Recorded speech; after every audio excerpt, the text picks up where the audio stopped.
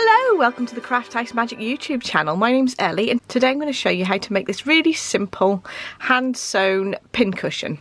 Now first of all you will need two different fabrics and some wadding. So what I'm going to do is I'm going to have a worksheet like this that you can download from my website for a small fee, but I will have some kits that will have the worksheet included, which will have the templates. But if you have means to cut out circles of a sort of particular size, you don't need the templates. You can actually do it without them, but I just have the patterns so that you can download them and sort of support my channel by purchasing it for a small fee. Anyway, right, what you will need is two different fabrics. I'm using some really gorgeous Liberty fabrics that I have in the shop. The kits that I have will be of Liberty fabrics as well. So I've chosen these two prints. You could do them so that you're doing the same print on the inside and the same print on the outside, like this one. So this square will go in the centre. You can have the same print on either side if you want to, and then have your circles in the same print.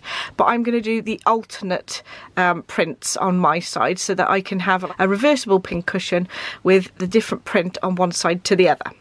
So what I have cut out is two of the larger circles.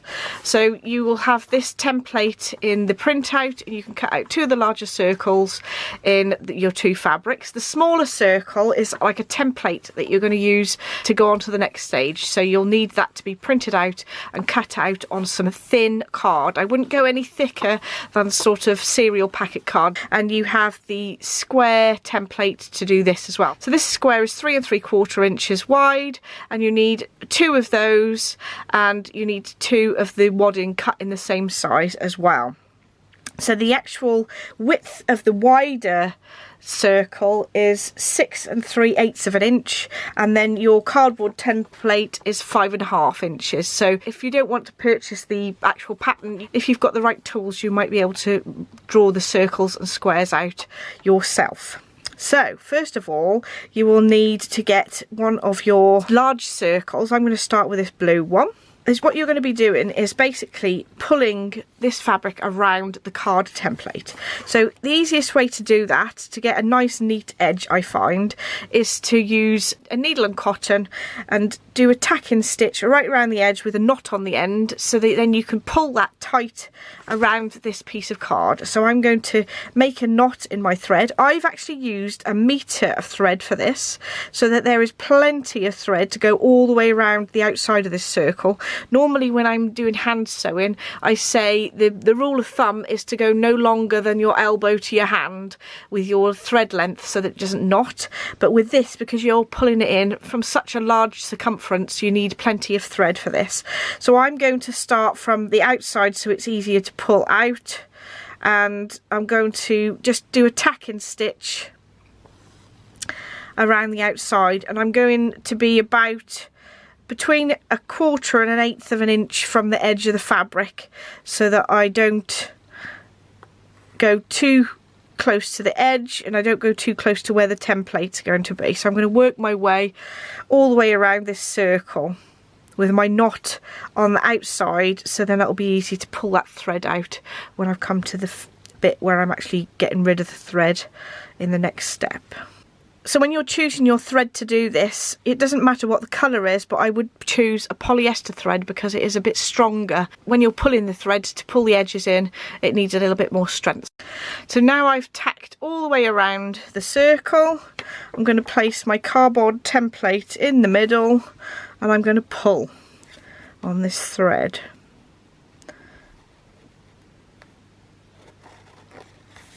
I don't actually need my needle on that end of that thread anymore. There we go. I haven't got quite in the middle, so I'm just going to adjust it.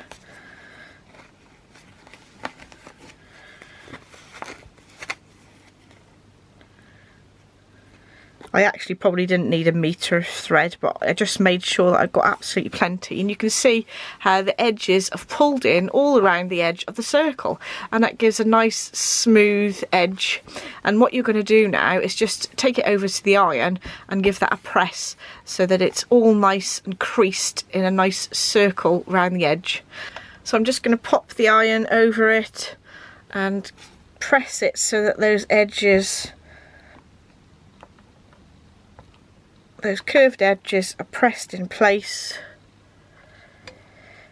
It doesn't really matter if your seam allowance is bigger on one side than the other. So while that's cooling down, I'm going to take my thread out from the outside. So I'm just going to take the card out. Now what I tend to do is just give it another little press while it's like this.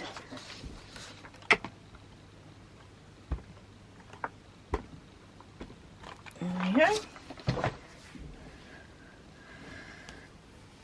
There are some points where you sometimes get a little bit of a pointy little bit, but you can fix that a little bit later on the next sewing stage. So you want to put it so that you've got the wrong side up, and you put your inside square with your wadding layered up on top of that. And what I'm just trying to do, oh, I haven't cut it very well there.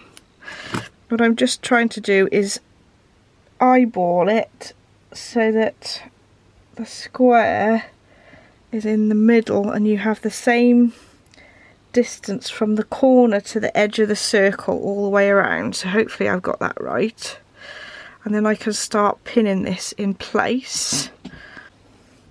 You're probably better off standing over your work rather than sitting like this so that you can see whether it's really central, whereas the camera's right over me, so I can't really do that.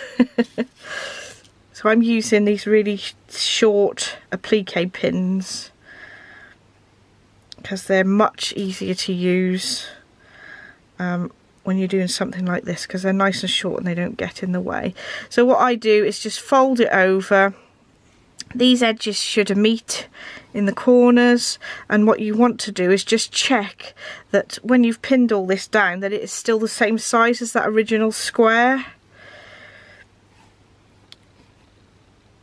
Because if you do use this technique to use, you can actually do like a little quilt with this technique, sort of a quilt as you go technique. But I like to pin it all down into place and then make sure it is square. Right, so I have my other square cut out and I can just measure it against there. That's pretty spot on, so that's good. And all I need to do now is hand stitch on the inside of these curves, which is a nice little relaxing task. So for this I'm going to use an 80 weight Aurifil thread, which I normally use for my English paper piecing so that you can't see it. This one is a grey colour because I figured that blends with both of my fabrics, so that's what I'm going to use for that.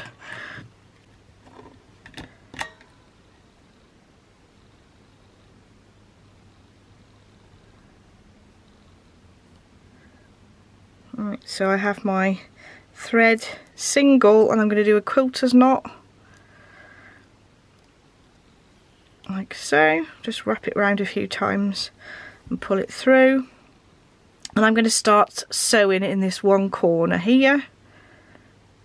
So I'm going to bury my knot in the corner and come out. So I've buried the knot in the corner and I'm going to be working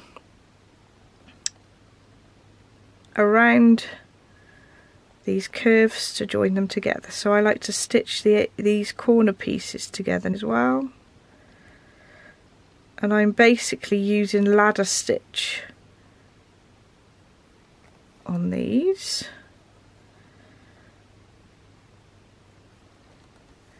Joining those together.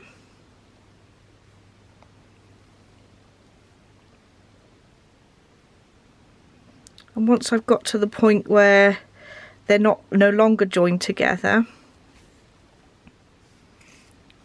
I'm going to do an invisible stitch where I dig into the bottom fabric and then just come up on the edge of the curved piece so you can't see the stitches at all.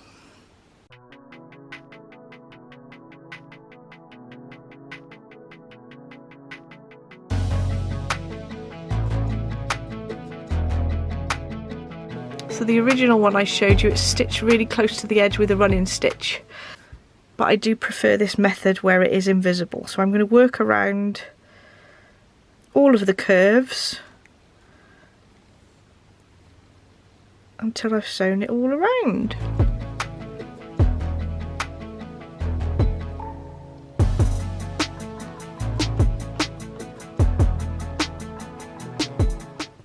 When I get to the corner, I like to stitch it down, and then I'll come back and stitch it a little bit more the same place. So I ladder stitch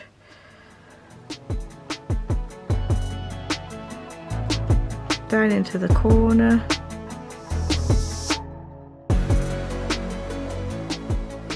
like so, and then when I work up the same seam here to start going along this side, I just make sure that if there are any gaps between those stitches that I've just done towards the corner, that I sort of fill them in on the way out again.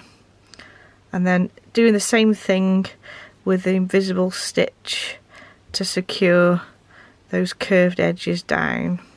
If you have any bits here where it's not quite a straight edge, you can use your needle to flatten it out and to make it a little bit neater as you're going along. That's quite satisfying to stitch something all by hand. I'm going to work all the way around in the same method and show you when it's finished. So I've now got to the corner where I started, and I'm going to put a couple of stitches in there and knot it just to secure the thread, and run the thread to the back of the work and snip it off. So now we've completed one panel, and in the spirit of Blue Peter, here's one I did earlier. So I've done the two versions. So this is where I've used a circle of each fabric and a square of each fabric, so you're alternating it, and we're going to be stitching this together to make a pincushion. The reason why I wanted you to make sure that it was the same size as the original cutout square is that these will fit together nicely, and you can hand stitch these together. Alternatively, actually, you could potentially do this all in machine. You could machine stitch all the way around here if you wanted to, and then when you came to put it together with the other side, you could stitch really close to the edge like a top stitch. But I'm going to do all hand stitching for this one to make it all really nice. So first of all, I'm going to stitch around three sides, and then we're going to start stuffing the pincushion. So I'm going to use this 80 weight Aurifil thread that I normally use for English paper piecing, but if I was going to use these blocks for a quilt and I was going to join them like this, I'd use a stronger thread, I think, if I was going to do that to form an actual quilt, because obviously you've got a lot more weight when you've got a larger piece all joined together. So I recommend the 40 weight Aurifil, but I'm using 80 weight Aurifil in this case, just because you're not going to be able to see the stitches then. It's going to make it easier to make it sort of invisible, and it's only a small item. So I'm again going to thread my needle.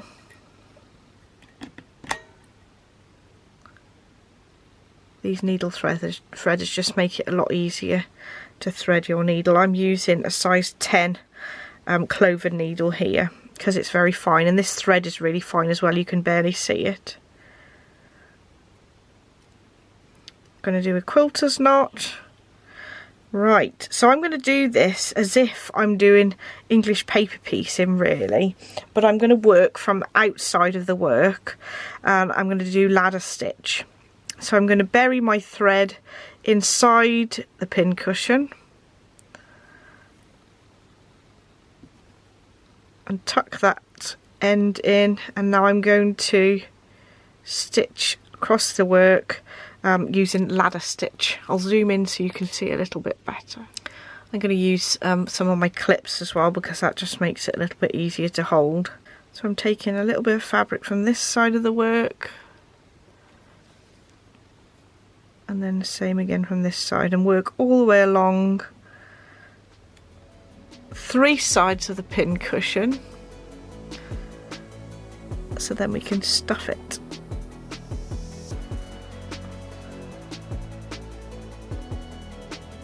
I would recommend a stitch length of a few millimeters, and just keeping it relatively tight, but don't pull too tight, otherwise you might end up breaking your thread.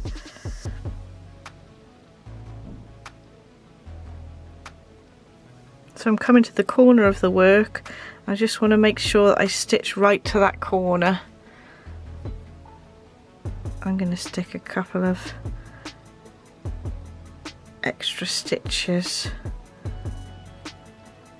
in that corner and then start working around the next edge in the same way. Put another little clip here.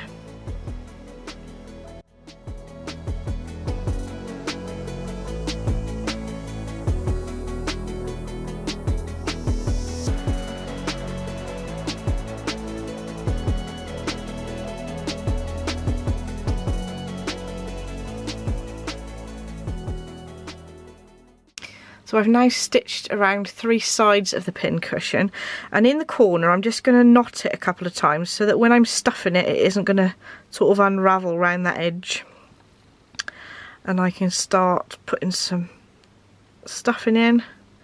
They do special things to put in pin cushions to keep your needles sharp, so you could use that instead, but today I'm just going to use some stuffing because that's what I've just got to hand. So I'm going to go grab some stuffing and start stuffing it. I've just secured my needle in the front of the pin cushion just for now, and I'm going to start breaking up smaller pieces of stuffing and poking it in there to keep a nice even consistency of the stuffing throughout the pin cushion, because there's nothing worse than having part of it that's not been stuffed very well.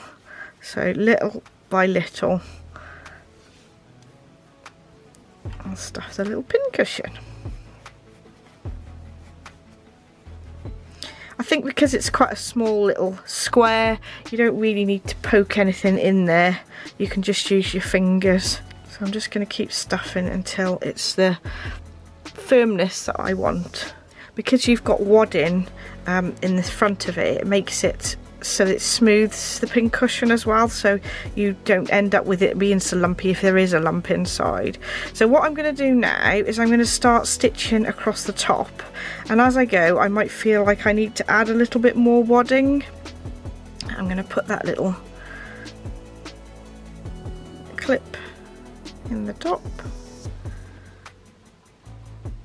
and stitch across the top, same as before. And I've got right to the end again. I didn't actually feel like I needed to add any more stuffing in there. I'm just going to knot it a few times.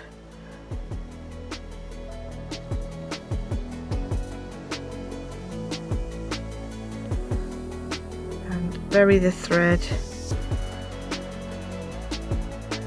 in the pin cushion. Give it a bit of a squeeze, and there we are. We have a finished little pin cushion. So I did change the size of the circle a little bit bigger on this one so you can see the outside fabric more. So there you go. We can have the 2 different looks like I've got, or you can do it so that you've got the 2 large circles the same fabric and the middle circles the same fabric as well. So there we go. Nice simple little pin cushion. Hopefully you'll enjoy sewing it too. Thank you so much for watching. Don't forget to like and subscribe if you'd like to see more, and I shall see you in the next video. Bye!